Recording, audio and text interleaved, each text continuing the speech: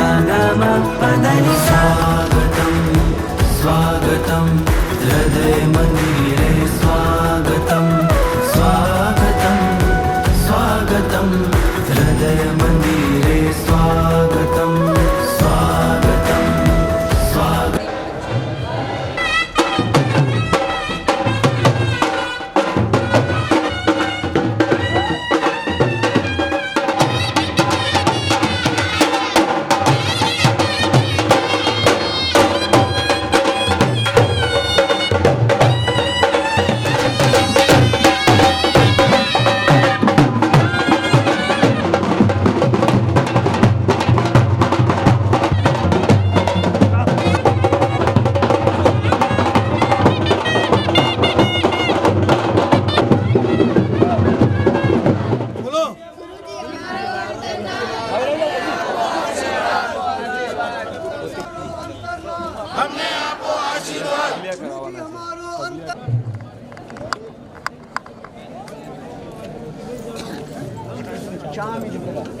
विद्या किसको कहते हैं? सा विद्या या विमुक्त है, जो हमको मुक्ति दिलाती है। तो खास करके यहाँ स्कूल में और भी इतर प्रवृत्ति भी होती है, खेल कूद भी होता है, रमत गमत भी होते है, लेकिन जो पढ़ाई है वो महत्व की चीज है।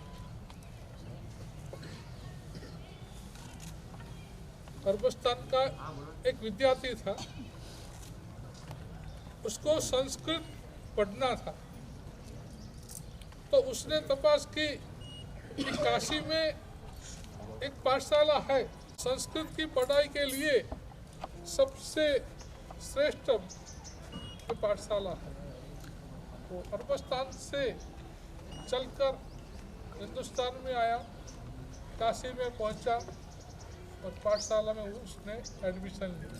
हिंदुस्तान से यहाँ काशी में आया हो तो संस्कृत पढ़ाई के लिए आया हो, हाथी देखने के लिए नहीं आया हो। ये मेरी साइड प्रवृत्ति है। आपको क्लास को छोड़कर मैं कहीं नहीं जाऊँ। तो सभी विद्यार्थी को मेरा खास कहना है कि और इतर प्रवृत्ति है, बहुत सारी प्रवृत्तियाँ होती है, लेकिन जब पढ़ाई होती है उस समय केवल तुम्हारी चेतना पढ़ाई में ही लगनी चाहिए, तो आपकी पढ़ाई बहुत अच्छी होगी। अपने ऊपर प्रभु और गुरु के बहुत बड़े उपकार होते हैं। मैं भी इसी स्कूल में पढ़ा हुआ, प्राय इस क्लास से लेकर उस क्लास तक सभी में पढ़ा हुआ हूँ। याद नहीं है मेरे को अभी पूरा। विक्रम सिंह जी ने मेरे को एक ही बार पढ़ाया था, लास्ट ईयर था मेरा, प्राय 10th में तब। तो इस क्लास में पढ़ता था।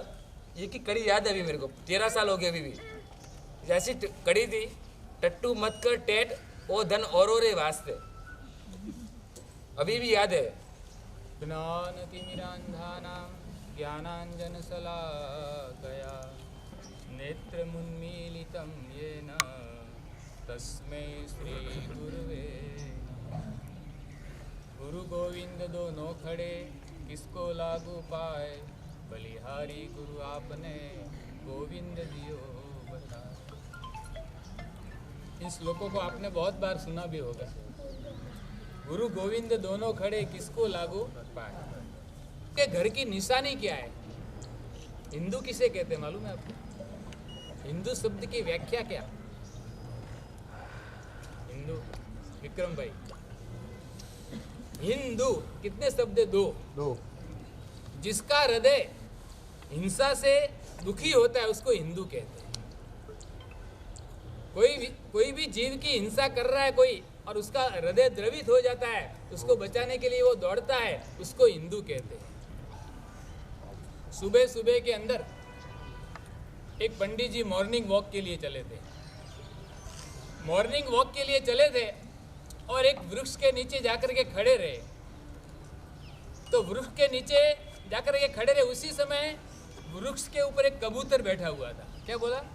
एक कबूतर बैठा हुआ था और कबूतर राम का नाम ले रहा था। क्या ना? राम सीता राम बोल रहा था। और थोड़ी देर हुई और वहाँ से एक मुल्ला जी आए अरे मुल्ला जी ने बोला, अरे पंडित जी सुबह सुबह यहाँ क्या कर रहे हो के?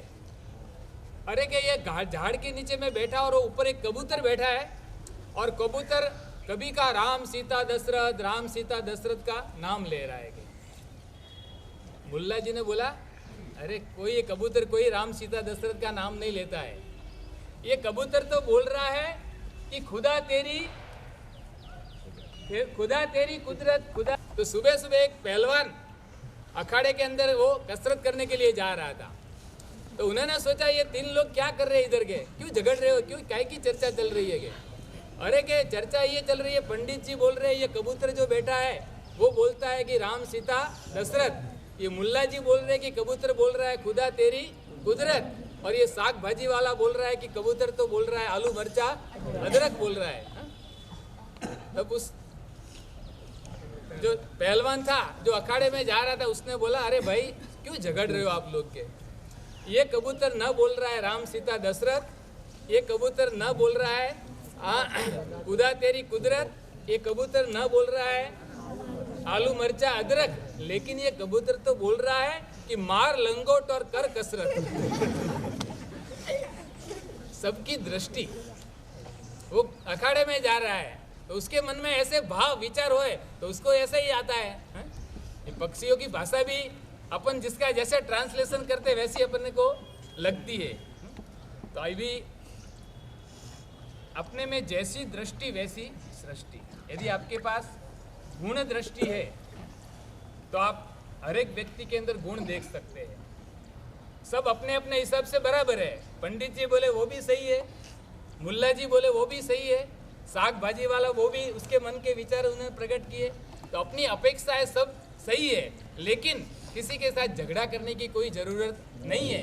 तो सुबह सुबह कबूतर भी बोल रहा है कि ये चर्चा छोड़ो और आप भी सुबह सुबह भगवान का नाम लो, तो आपके जीवन में समाधि रिजर्व होती है। तो ये स्कूल में आज आने का हुआ। बहुत बार पहले भी गुरुदेव, बड़े गुरुदेव, वो इनके भी बड़े भाई है पूज्यपाद भक्ति योगाचार्य यशो विजयसूरी महाराज साहब भी यहाँ आए हुए हैं। उन्होंने भी एक बार यहाँ 2 बार प्रवचन किया हुआ है। और ये जो मंच है ना, ये मंच पर मेरी दीक्षा हुई थी। अंतिम स्नान ये रूम के अंदर ही हमने किया था दीक्षा के समय में।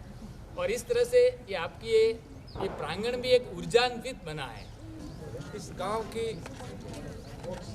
सौभाग्य प्रदान करने वाले उपन्यास पुष्पज्ञ महाराज साहब, मोंटू महाराज साहब, समस्त ग्रामीण जनों, विद्यार्थियों, हमारा सबका सौभाग्य है कि आज हमें इस अवसर पर श्रीमुख से प्रेरणास्पद वृत्तांत सुनने को मिला।